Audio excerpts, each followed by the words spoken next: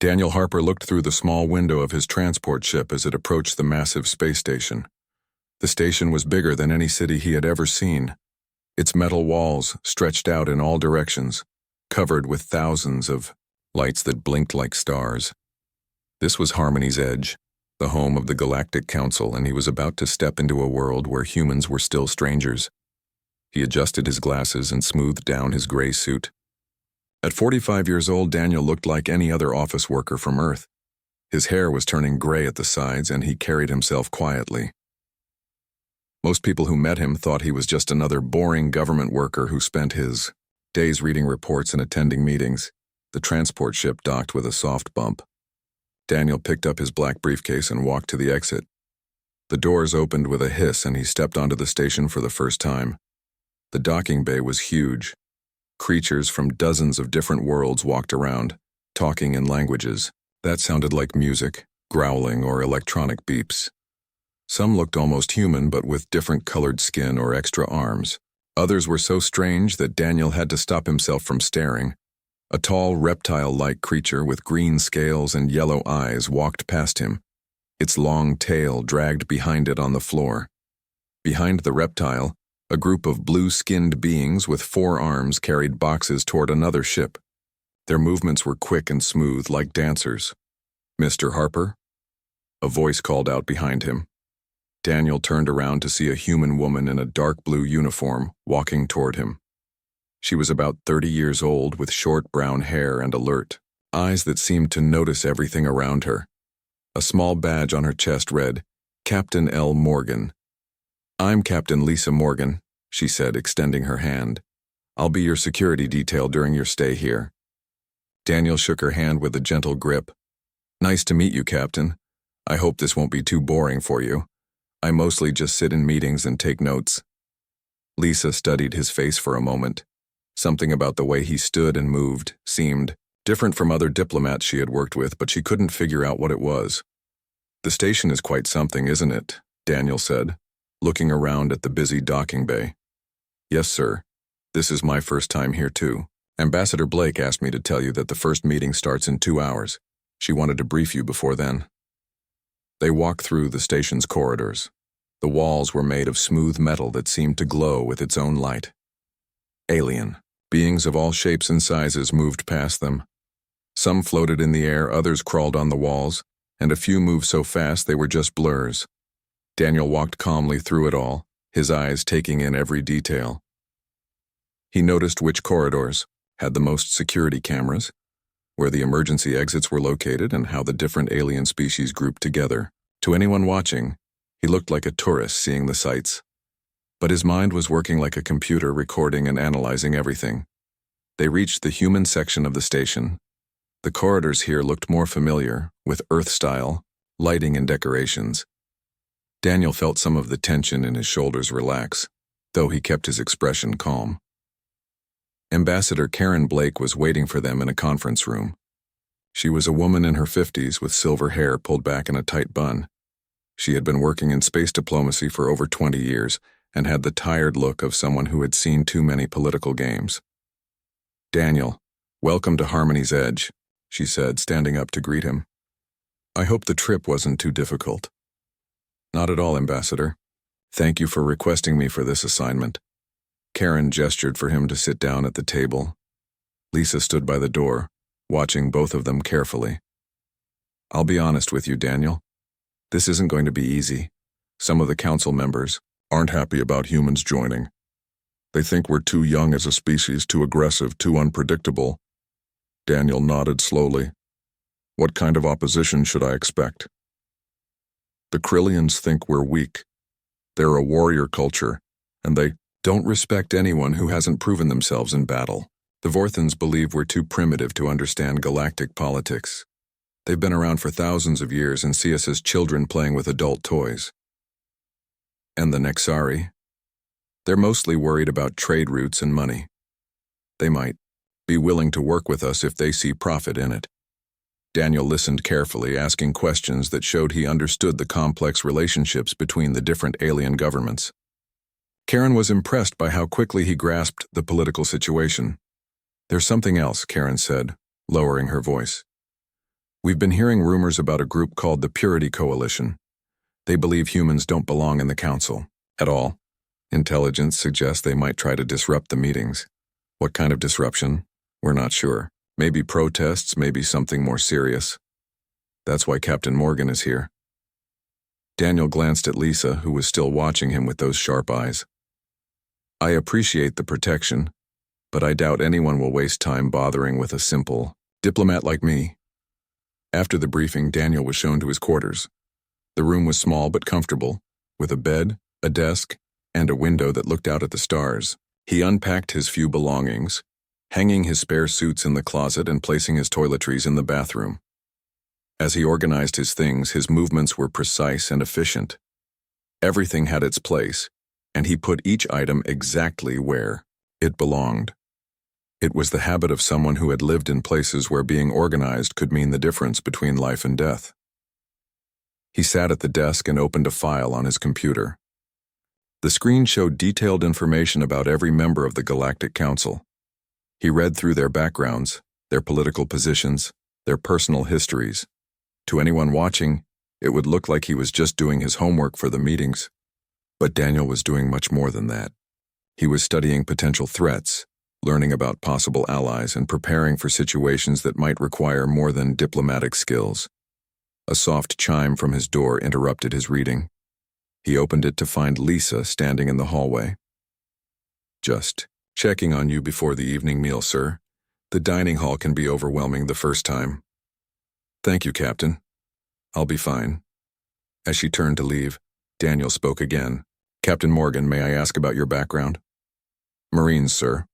3 tours in the outer colonies before I transferred to diplomatic security. Good. It's nice to know I'm in capable hands. Something in the way he said it made Lisa look at him more carefully. For just a moment, she saw something in his eyes that reminded her of her old commanding officers. Something that suggested this quiet diplomat might have his own secrets.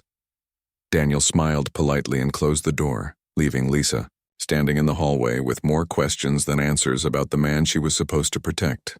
The dining hall was enormous, with tables arranged in circles around a central stage.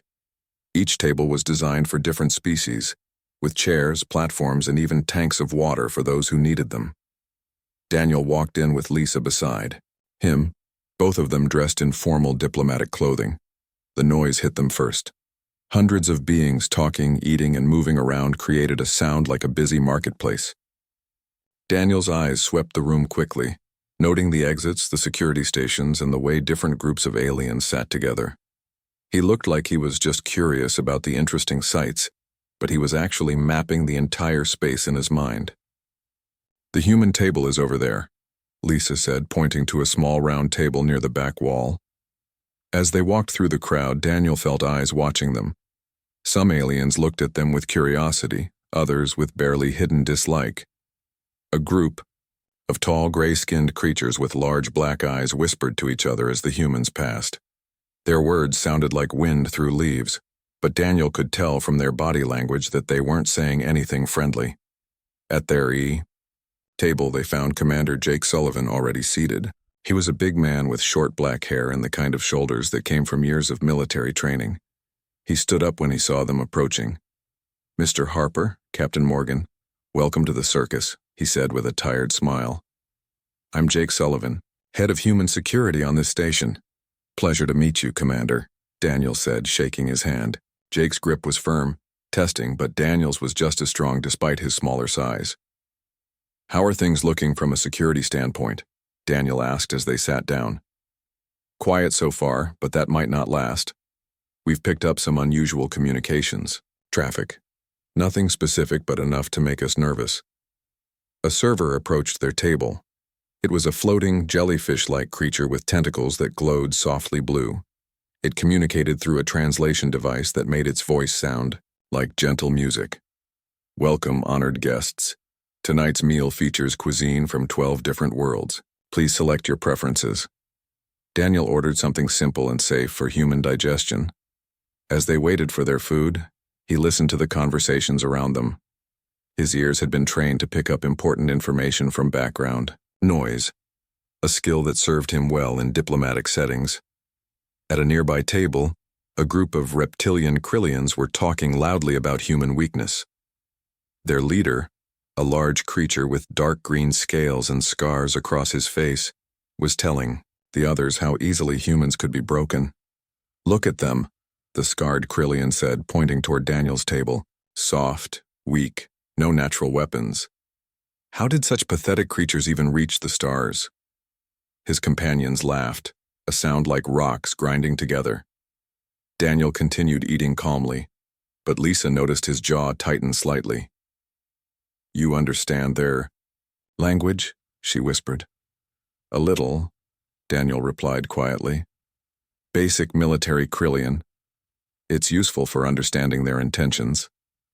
The food arrived and Daniel ate slowly while continuing to observe the room. He noticed a pattern in the way certain beings moved around the hall. They weren't eating or socializing like the others. Instead, they seemed to be watching, taking positions, preparing for something. 3 tables away, a blue-skinned Nexari kept checking a small device hidden in his palm. Near the kitchen entrance, a group of service workers moved differently than the others, their eyes scanning the crowd instead of focusing on their work. Daniel's training kicked in automatically. He had learned long ago to trust his instincts when something felt wrong. The diplomatic part of his mind told him to stay calm and not cause trouble. But the soldier part of his mind was already calculating distances, identifying weapons, and planning escape routes. "Commander Sullivan," Daniel said quietly, "how well do you know the service staff here?" Jake looked puzzled. "Not well. They're hired from different species, rotated regularly for security reasons. Why?" "Just curious about station operations." But Daniel was much more than curious. He was watching a server near the kitchen who had been standing in the same spot for 10 minutes. Not serving anyone, just watching the human table. The server's species was unknown to him, but its behavior was definitely suspicious. As the meal continued, Daniel excused himself to visit the restroom.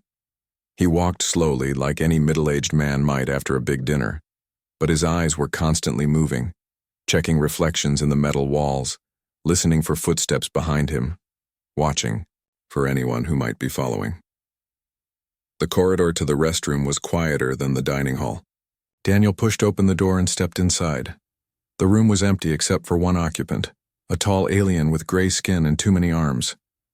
The creature was standing by the sinks, but it wasn't washing its hands. Instead, it was doing something with a small vial of liquid. Daniel's movements changed completely. The slow, careful diplomat disappeared, replaced by someone who moved like a predator. He stepped forward silently, his soft shoes making no sound on the floor. The alien didn't hear him coming until it was too late. Daniel's hand closed around the creature's throat while his other hand grabbed the vial. The alien tried to struggle, but Daniel's grip was like steel. Years of combat training had taught him exactly how much pressure to apply.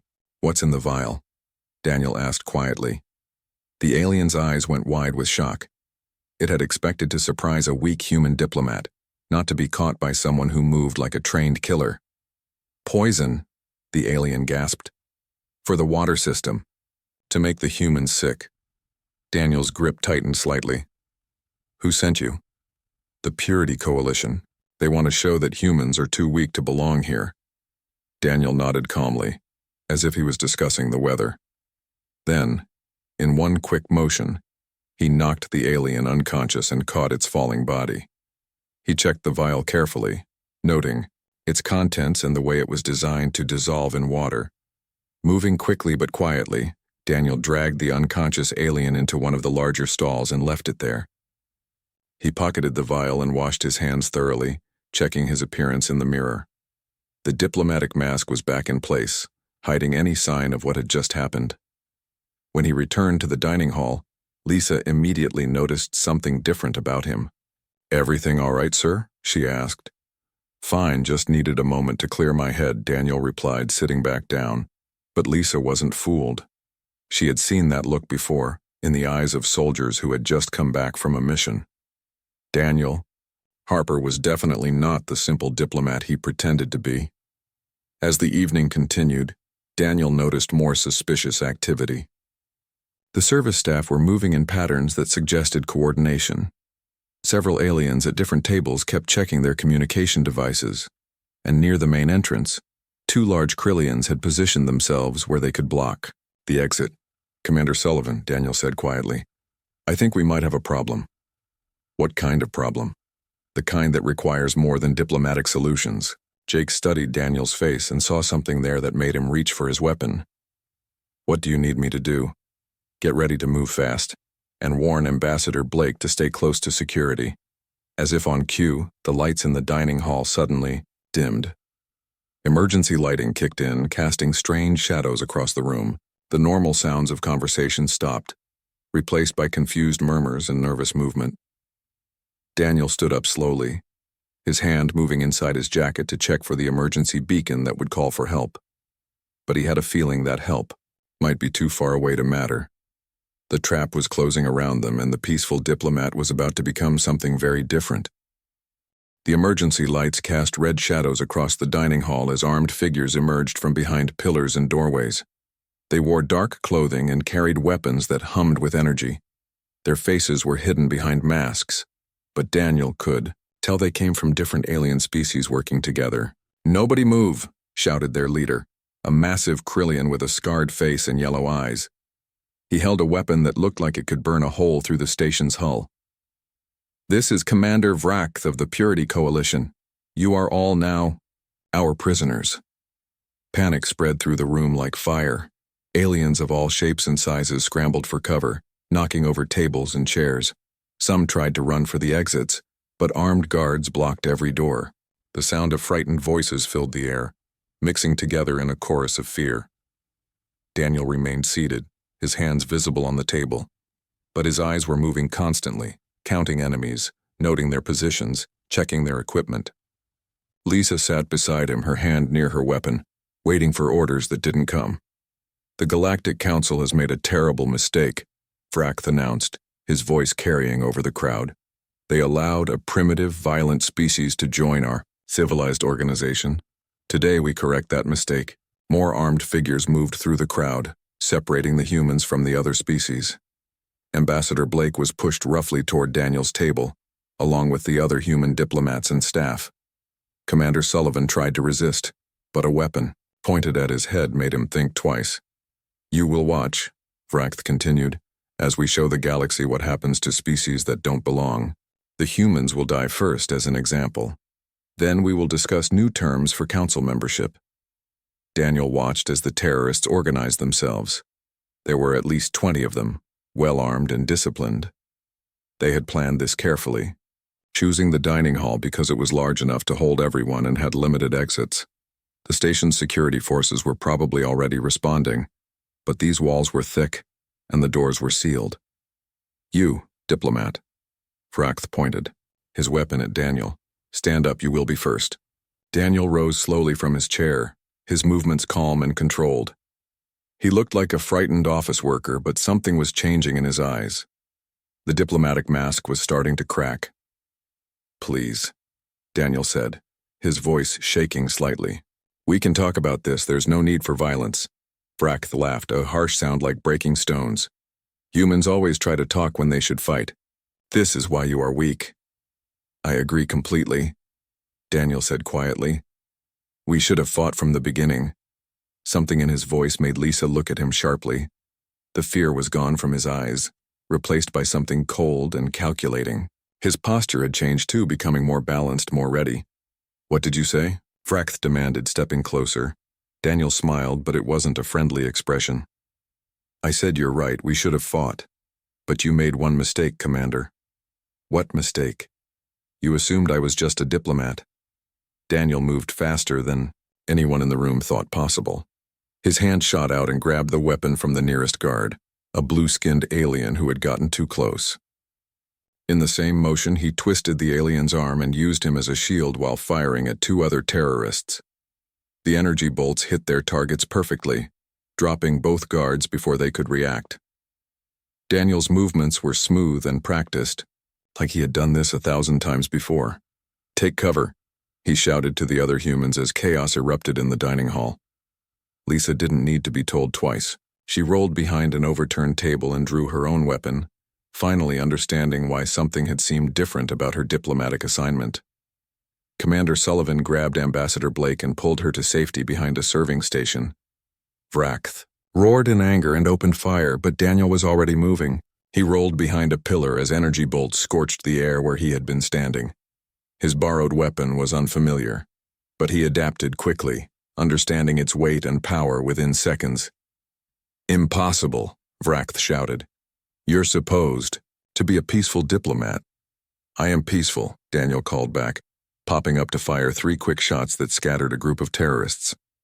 "But I wasn't always." The other aliens in the dining hall watched in amazement as the quiet human diplomat transformed into something deadly. He moved through the battlefield like he was dancing, always in the right place at the right time, never where the enemy expected him to be. Daniel's mind was working on multiple levels at once. Part of him was calculating angles and distances, predicting where enemies would move, finding the best positions for cover and attack. Another part was remembering his military training, techniques he had learned in battles far from Earth. He had been known as the Ghost during the War on Titan, a soldier who could appear and disappear like smoke, striking where the enemy was weakest and vanishing before they could respond. That man had been buried under years of diplomatic service, but he was still there, waiting. A terrorist tried to flank him from the left, but Daniel was already turning, his weapon ready. The alien fell before it could fire a shot. Another came, from the right, and Daniel dropped it with a single well-aimed bolt to the chest. "How many of you are there?" Vrackth demanded, firing wildly in Daniel's direction. "Just me," Daniel replied calmly, reloading his weapon with smooth efficiency. "But that's all we need." Lisa watched from her cover position, her mouth open in shock. This was not the same man who had quietly eaten dinner and made polite conversation. This was a predator, someone who understood violence so well that he had chosen peace instead. Commander Sullivan was equally amazed. He had seen Special Forces soldiers in action before, but never someone who moved with such deadly grace while remaining completely calm. The battle continued for several more minutes, but the outcome was no longer in doubt. Daniel picked off the terrorists one by one, using the dining hall's layout to his advantage. He turned their own tactics against them, appearing where they didn't expect him, striking fast and fading away before they could respond. When the shooting finally stopped, 12 of the 20 terrorists were down. The others had retreated to defensive positions, no longer attacking but trying to survive. The confident assault had turned into a desperate last stand. Daniel stood in the center of the dining hall, his weapon ready, barely breathing hard. His glasses were gone, lost somewhere in the fight, and his gray hair was messy, but his eyes were sharp and alert, scanning for any remaining threats. "Commander Vrackth," he called out. "Your people are dead or hiding. This is over. Surrender now, and I promise you'll live to see a trial."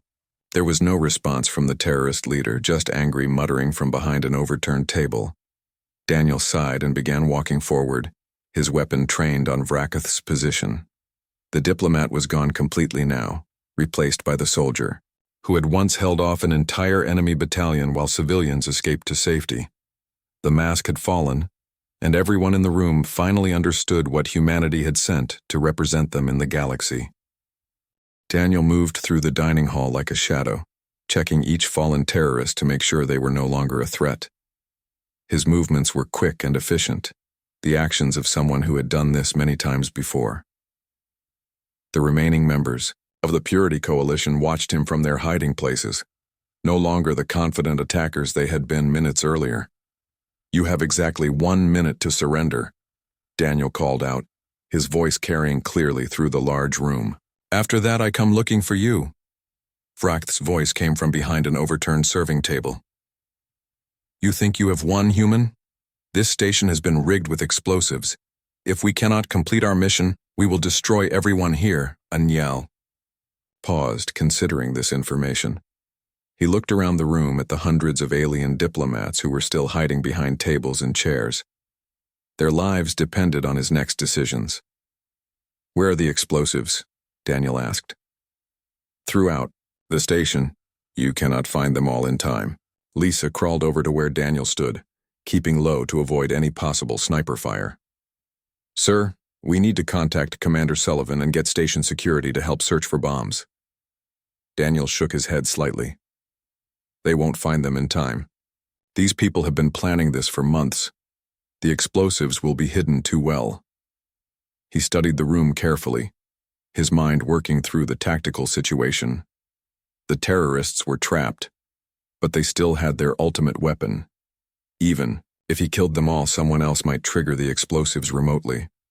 Commander Vracht, Daniel called out. Let's make a deal. What kind of deal? The Krillian's voice was suspicious. Single combat. You and me. If you win, you get what you want. If I win, your people disarm the explosives and surrender. There was silence for several long moments. Then Vracht laughed, the sound echoing off the metal walls. You would fight me alone? I am a Krillian warrior trained from birth for combat. You are just a soft human diplomat. I'm not just a diplomat, Daniel replied quietly. And you're about to find out what else I am. He walked to the center of the dining hall, setting his weapon down on the floor. Around the room, alien faces peered out from behind cover, watching with fascination and fear. Lisa grabbed his arm as he passed her hiding spot. Sir, this is crazy. He's twice your size and has natural weapons. Claws, fangs, armored skin. Daniel looked down at her with calm eyes. Captain, I've fought things much scarier than an overgrown lizard. Trust me. Vracht emerged from his hiding, place towering over the human diplomat. He was nearly 8 feet tall with thick scales that looked like natural armor. His claws were as long as knives and his teeth were sharp enough to tear through metal. Scars covered his face and arms. Proof of many battles survived. I will enjoy killing you slowly, human. Vracht growled, flexing his claws. Daniel removed his suit jacket and rolled up his sleeves. For the first time, the watching aliens could see his arms clearly. They were covered with old scars, the kind that came from years of fighting and surviving. Before we start, Daniel said conversationally, I should probably tell you who you're fighting. It does not matter, you will die the same way. Maybe. But the people who knew me during the war called me the Ghost. I got that name because I could kill an entire squad of enemy soldiers and disappear before anyone knew what happened. Vracht's eyes narrowed. You lie. During the battle of Titan 7, I held a mountain pass for 6 hours against 200 enemy soldiers while civilians evacuated behind me. When reinforcements finally arrived, they found 193 bodies. 7 soldiers had run away. The alien diplomats listening from their hiding places began to murmur among themselves. They had heard stories about human wars, but they had thought they were exaggerated tales. Impossible, Vracht snarled, but there was uncertainty in his voice now. On Europa Station, I infiltrated an enemy base and eliminated 47 guards without raising an alarm. I did it with nothing but a knife and my bare hands. Daniel's voice remained calm and conversational, as if he was discussing the weather, but his eyes had become something cold and dangerous. The reason I became a diplomat, Commander, is because I got tired of killing. I wanted to try solving problems with words instead of weapons, but you've made that impossible. Vracht roared and charged forward, his claws extended and ready to tear the human apart. He moved fast for such a large creature, crossing the distance between them in 2 powerful strides. Daniel didn't move until the last possible second. Then he stepped aside with fluid grace, letting Vracht's momentum carry him past. As the Krillian stumbled, Daniel's fist connected with a nerve cluster behind his opponent's jaw. Vracht spun around, confused. The punch should have been nothing to a creature with armored skin, but somehow it had hurt more than it should have. Krillian Anatomy Lesson Number 1, Daniel said, circling his opponent like a predator. Your nerve clusters are in the same places as most reptilian species. Hit them right and even armor doesn't help. Vracht lunged again, this time with more caution. His claws swept through the air where Daniel had been standing, but the human was already somewhere else, moving like smoke. Daniel's counterattack was swift and precise. He struck pressure points that Vracht didn't even know he had, targeting joints and nerve centers with surgical accuracy. Each blow was calculated to cause maximum damage while using minimum effort. The watching aliens couldn't believe what they were seeing. A human, smaller and seemingly weaker than his opponent, was systematically dismantling a Krillian warrior who should have been able to tear him apart. How? Vrath gasped, swinging wildly as his left arm went numb from a precisely placed strike. "I studied your species before coming here," Daniel replied, ducking under the wild swing and delivering another targeted blow. "Your military records, your anatomy, your fighting techniques. I know exactly how to hurt you." The fight continued for several more minutes, but it was really over from the beginning. Daniel was not just fighting. He was teaching a lesson about the dangers of underestimating humans. Every move demonstrated superior knowledge, better training, and a tactical mind that could adapt to any situation.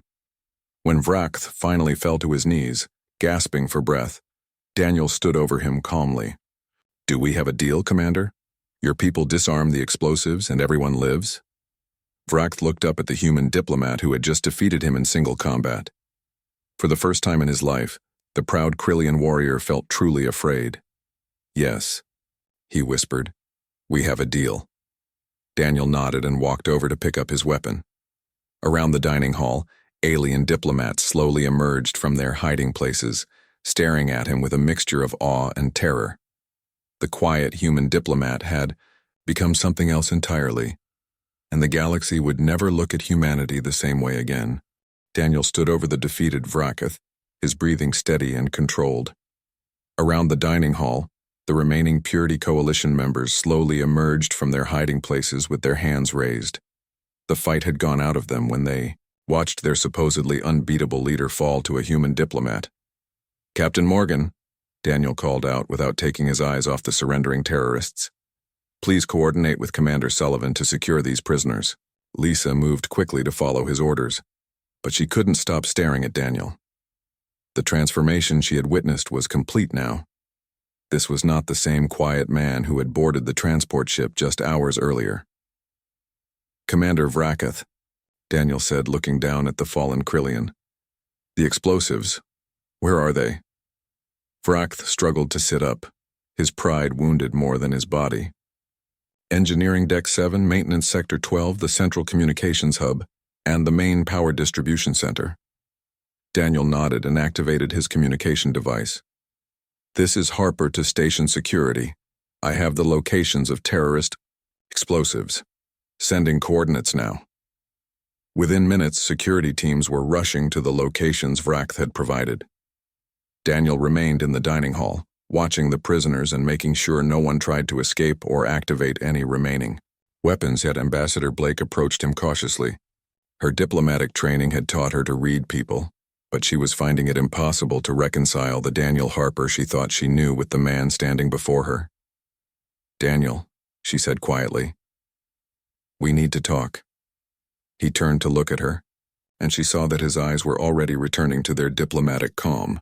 The cold predator was being replaced by the careful negotiator once again.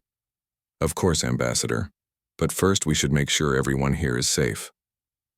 Over the next hour, station security disarmed all the explosives and took the surviving terrorists into custody. Medical teams treated the wounded, both alien diplomats who had been hurt in the panic and the terrorists who had been shot during the fight. Daniel found a quiet corner where he could clean himself up. His suit was torn and dirty, his hair was messy, and he had a small cut on his cheek. But he was alive, and more importantly, so was everyone else. Lisa brought him a clean shirt and a glass of water. "Sir, I have to ask, who are you, really?" Daniel smiled as he buttoned the new shirt. "I'm exactly who I said I was, Captain. A diplomat assigned to represent humanity at the Galactic Council. But the fighting, the way you moved, what you knew about alien anatomy. I had a career before diplomacy, 23 years in special operations, if you must know. I retired 5 years ago and went into government service.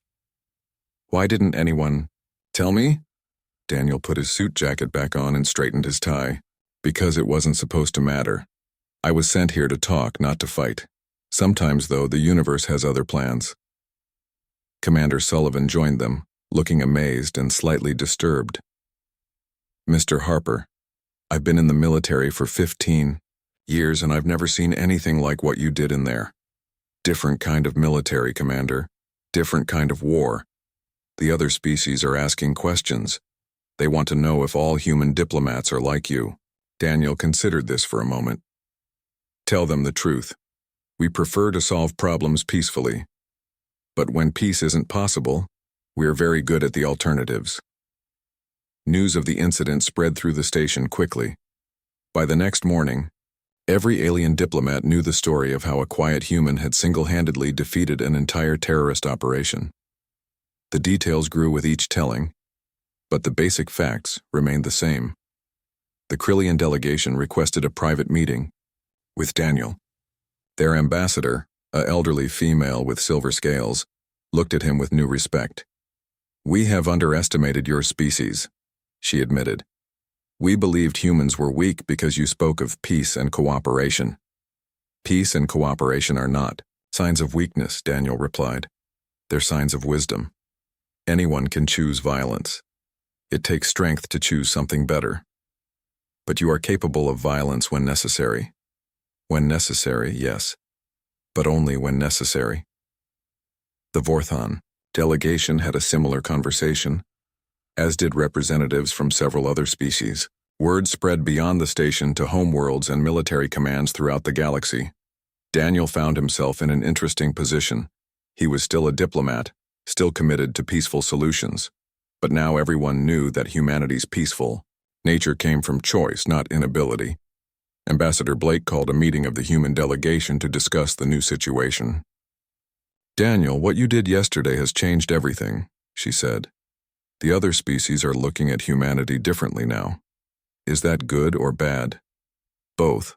They respect us more, but they're also more cautious. Some are even afraid." Daniel nodded, thoughtfully. "Fear can be useful in negotiations as long as it doesn't become the only tool we use." 3 days later, the Galactic Council held its formal session.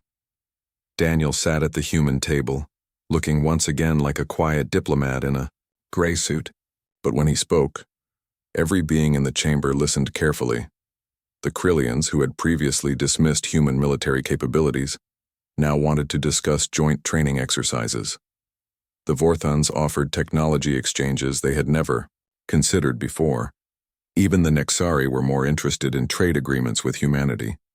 During a break in the proceedings, Daniel stepped outside onto an observation deck. The stars stretched out before him, millions of lights in the darkness of space. Lisa joined him, still trying to understand the man she had been assigned to protect. "Do you regret it?" she asked. "Having to fight again?" Daniel was quiet for a long moment. "I regret that it was necessary, but I don't regret protecting innocent people. The other species are calling you the Ghost now. Word has spread about your military career. Good. Let them know what humans are capable of when pushed. Maybe it will help prevent future conflicts. And if it doesn't? If someone else tries to test humanity?" Daniel smiled, an expression that was both diplomatic and slightly dangerous. "Then they'll learn the same lesson Commander Vracht learned. We prefer peace, but we're very good at war." A week later, Daniel submitted his first diplomatic report from Harmony's Edge. It was professional, detailed, and gave no hint of the violence that had occurred. But attached to it was a simple recommendation. Humanity's diplomatic corps should continue to recruit from retired military personnel, he wrote. "Our peaceful intentions are more believable when backed by demonstrated capability."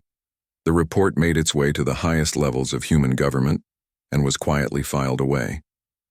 But copies also found their way to alien intelligence services throughout the galaxy. The message was clear. Humanity wanted peace, but they were prepared for anything else the universe might bring. And sometimes the best way to keep the peace was to make sure everyone understood the consequences of breaking it. Daniel Harper returned to his quarters that night, hung up his suit, and prepared for another day of diplomatic meetings. The galaxy was a dangerous place, full of species that respected only strength. Fortunately for humanity, they had sent exactly the right kind of diplomat to represent them.